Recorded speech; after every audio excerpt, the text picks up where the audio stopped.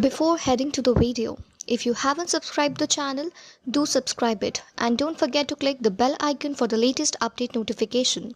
If you like the video, do like, comment and share. Stay tuned with learnbay.co. Happy learning! Right, let's see. So on average, what happens even while proceeded with problems, a point estimator cannot be expected to provide the exact value of the population parameter because of the certain hidden right factors which likely to happen, or certain information which we may not be certain about. So as a solution to that, we always go ahead with an interval estimation. That interval estimate is nothing but your confidence interval estimation. Okay. An interval estimation can be computed by adding and subtracting a margin of error to the point estimation, right? So to the point estimation, you are adding or subtracting an error to establish the range, right, or the boundary.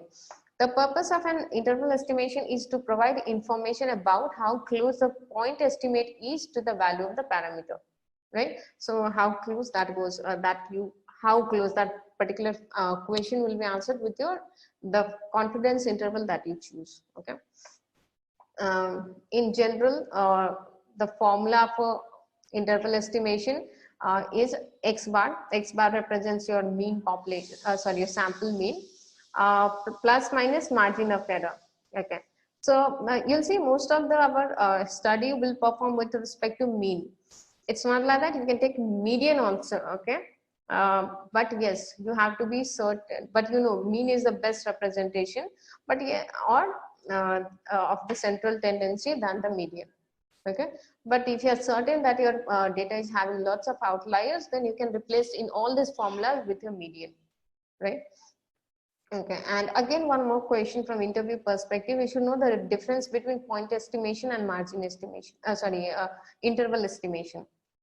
Okay, and also their differences, and when you talk about differences, certainly how each one of them have their own significance. You can go ahead. Right. Can you please, if you don't mind, quickly recap the difference between point estimate and the other? You can take up one example similar, right? So for example, if the value, let's say average comes as 5, okay, let's take we are talking about age of a sample. So the average age of the sample is, let's say, 20 years it comes out.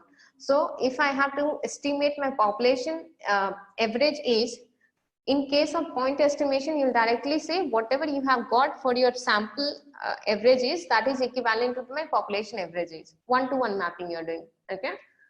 But if you follow the interval estimation process, okay, so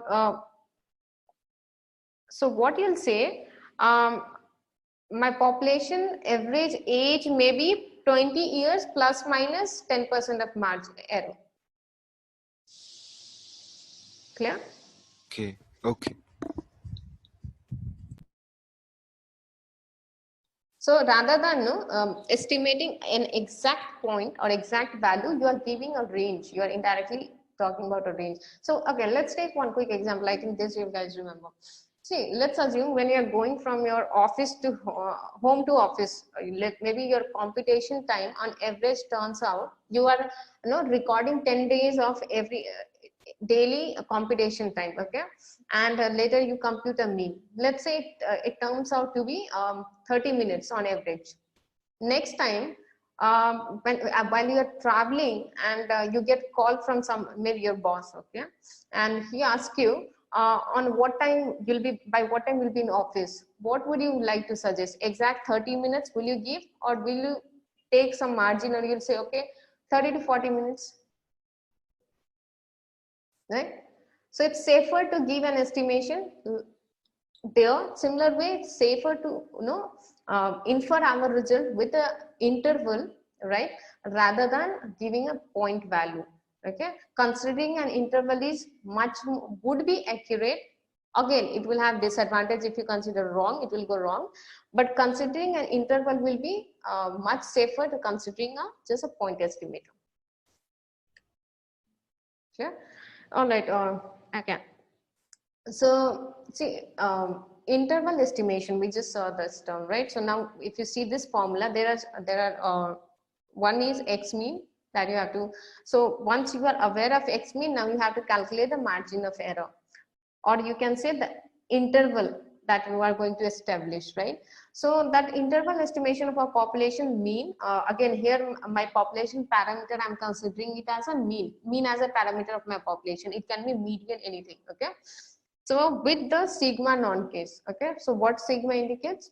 Standard deviation of your population, okay? So what happens? There are two formulas actually, okay? One formula in the case where you have some idea about the population standard deviation, and another formula where you have no idea about the population standard deviation, okay?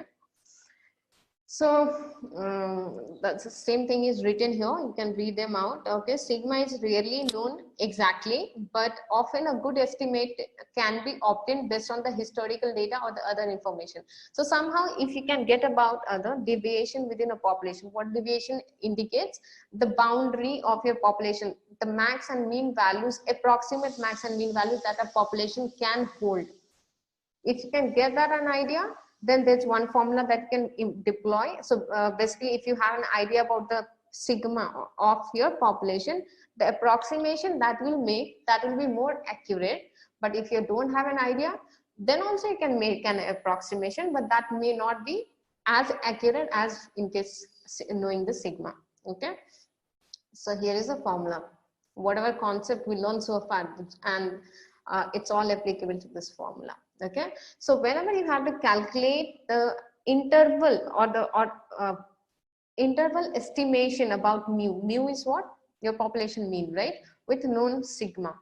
So this is a formula, x bar represents your sample mean plus minus that error, right? Margin error is given here by this formula.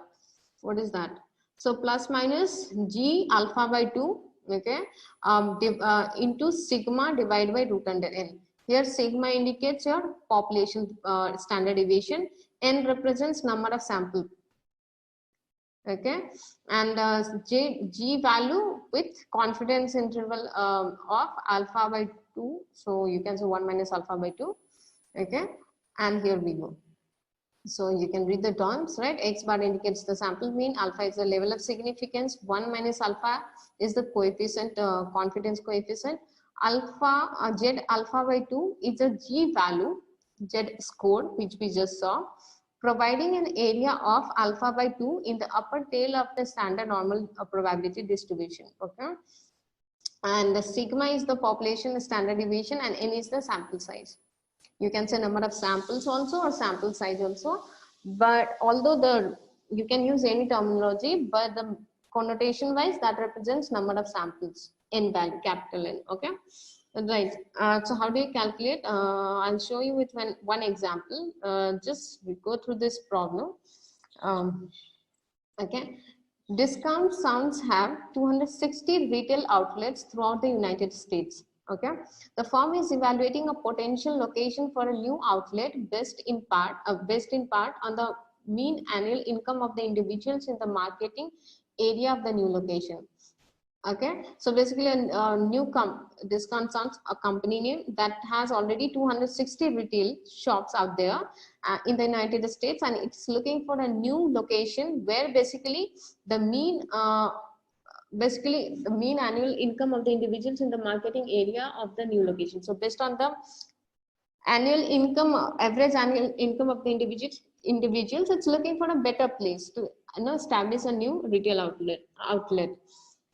So to get that information, basically, right, basically it wants to know now. So for that, it's looking for a better place where the average salary or income of the individual should be highest in that area. Okay, so how can it achieve that? So in order to carry out a sample size of n is 36 was taken. The sample mean income is $41,100. 100. The sample mean income in that area is your 41,100. The population is not believed to be highly skewed. That means what? We are assuming it's a normally distributed population. The population standard deviation is estimated to be $4,500, and the confidence coefficient to be used in the interval estimation is 0.95. What is the margin of error and interval estimation of the mu? Okay, so what's happening? In that area, it's possible many people are there, right? He just took a sample of 36, and for that sample, he found the average income is $41,100, and deviation was $4,500, right? That's population deviation, standard deviation, and so now he wants to understand the actual population in that area would have what is the actual, or basically not actual, interval, right? Interval or the range within which the actual annual mean of every individuals will lie. Make sense? Can you solve this? The formula is on top. You just have to go ahead, insert, and get it done. So here you have, you can verify, guys, if that's right or wrong.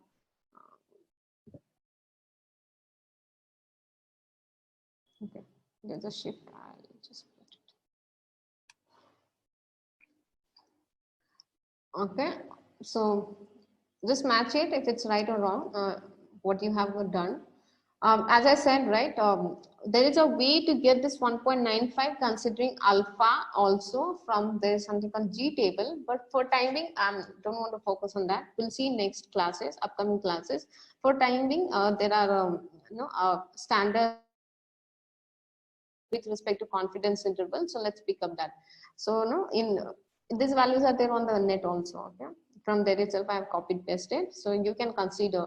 A few people do remember for this standard. Ma'am, that error of margin if 1470, I am getting that value 39,5302,42470. How did you get that? Just match the values and you can confirm if it's right. So 45,000 divided by root 36, that's divided by 6 into 1.9596. 40,000 was the value, na? That average value. That's the X bar sigma. You have to consider. What was sigma. it is 41,000 I have considered. Oh shit. Okay. Yes, correct. I considered 40,000.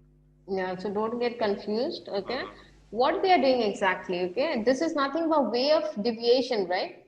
Standard deviation itself, a deviation from mean. So what we are doing, whatever mean we have calculated, to that we are trying to estimate a deviation away from the mean, whatever we have got from the sample, how much max deviation it can go.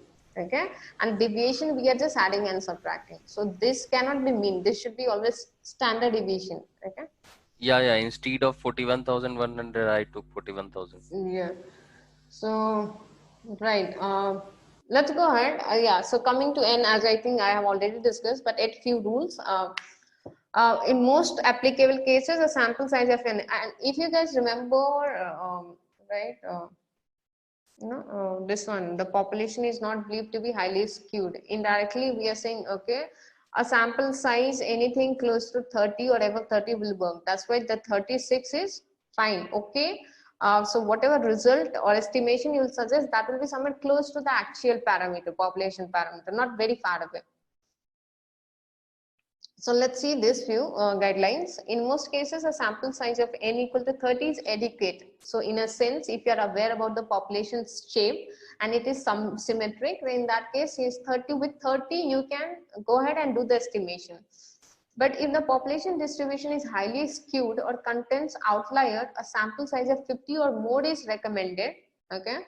If the population is not normally distributed but is roughly symmetric, then okay, sometimes you can go with less than close to 15 also. If the population is believed to be at least approximately normal, then a sample size of less than 15 can be used. Okay, but certain guidelines provided you are aware about the population shape. If you are not, safer side would be to go ahead with a larger shape size, right? Make sense? Okay, we'll go to the next case. Okay, the scenario where you have to go ahead and do the interval estimation about the population parameter, which is mean in this case, where you are not aware about the sigma. Basically, the population standard deviation, you have no idea. Okay, somehow you could not get it. Okay, or sometimes mostly these informations are so there in the government surveys would have this information, but even if so whatever we get from survey also then may not be 100% right, but close to that. So if we don't have any idea what to do, how do we can we estimate that, right? Mu. So here it goes. To do that, we saw, right, we are using some G score, G alpha by 2, right? So basically, with the rejection region of 0.0025, we are referring to something called G table is there, or Z distribution we are referring. But similar to Z distribution, we have something called T distribution. Okay, there's slight differences in between them. There are certain assumptions for uses of both of them. So let's see first T distribution, what happens. The T distribution is a family of similar probability distribution. Okay, it almost resembles like a Z distribution. What is Z distribution? Normal distribution, right? We saw G distribution or zero distribution. A specific T distribution depends on the parameter known as a degree of freedom. Okay, so when we consider T distribution, we have you saw, right? There is something concept of degree of freedom. We consider that. Let's see. Degree of freedom refer to the number of independent pieces of the information that go into the computation of S. S represents standard deviation of your sample. At T distribution or T distribution with more degrees of freedom has less dispersion. Okay, so a T distribution with more degree of freedom will have less dispersion. So you can visualize, right? Your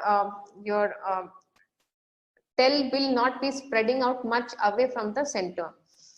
As the degree of freedom increases, okay, as the degree of freedom increases, the difference between the T distribution and the standard normal probability distribution becomes smaller and smaller. So as the degree of freedom will tend to infinity, your T distribution will be equivalent to your Z distribution. That's what that statement means. Okay, I'll come to that. For more than 100 degree of freedom, the standard normal Z value provides a good approximation to the T value.